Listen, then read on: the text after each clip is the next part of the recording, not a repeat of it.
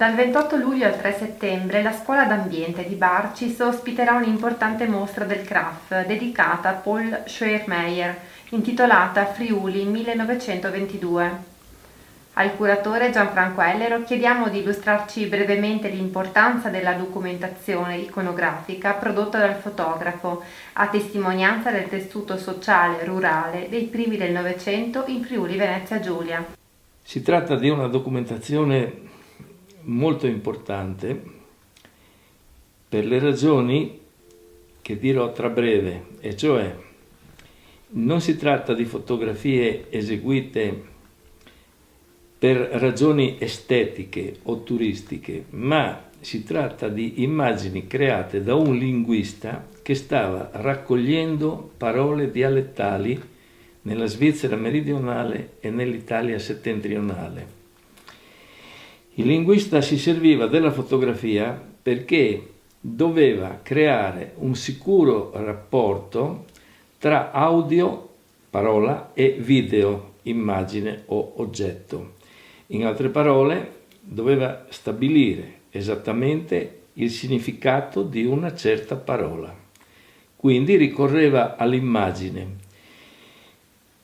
Queste immagini rappresentano quindi molto spesso delle cose, e cioè degli oggetti, per esempio attrezzi di lavoro, carri, falci, martelli, in generale quindi tutti quegli attrezzi che venivano adoperati dai contadini. Si può anzi dire che lui rappresenta nelle sue immagini la vita dei contadini e ci si può domandare perché mai la vita dei contadini è solo dei contadini. La risposta è semplice, perché erano i contadini che parlavano il dialetto che interessava a Schleiermacher.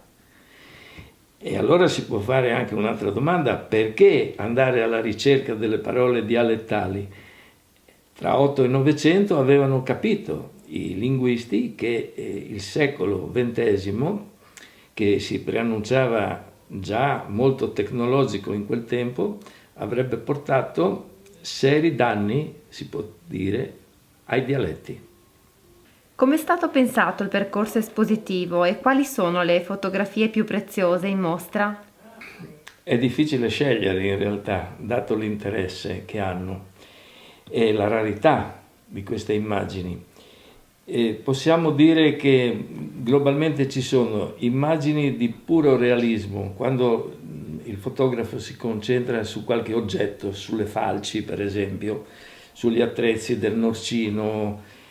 Poi ci sono delle fotografie, possiamo definirle sociali, in cui si vede che si formano dei gruppi di lavoro, dei gruppi di dopolavoro, chiamiamolo così. E poi ci sono delle fotografie dimostrative in cui si vede l'attrezzo in mano al contadino e questo dimostra come si usava questo attrezzo.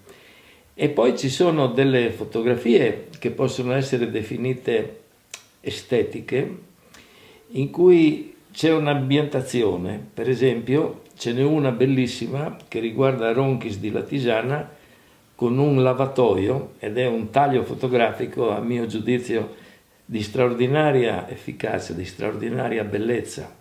Potrei ricordare per esempio i 3 vecchi di Cedarchis che stanno giocando a Tersilio e si può addirittura vedere una mano, si vede le carte di uno dei giocatori e si possono descrivere, ed è un tipico modo di riunirsi intorno a un tavolo per il cosiddetto tempo libero, che in quel tempo non si chiamava ancora così. E poi potrei ricordare delle fotografie come la filatrice di Cedarchis, anzi di Tramonti, e altre, per esempio i casoni di grado, in cui Schleiermacher addirittura gustò tra maggio e giugno il mare, gustò il vento, eccetera, questo paesaggio veramente straordinario.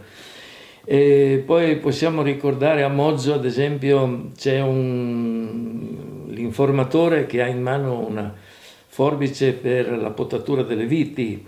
È difficile scegliere, ripeto, oppure ce ne sono di poeticissime come la madre che lavora accanto a una culla ai piani di Luzza. Questa è di una dolcezza fantastica. Quindi sapeva lavorare all'interno e all'esterno, ma sempre con questa intenzione, cioè di essere meno influente possibile sull'immagine, perché l'immagine doveva essere veritiera. Insomma, più che il fotografo che parlava dell'immagine, doveva essere l'immagine che parlava al fotografo e a noi oggi che la stiamo guardando.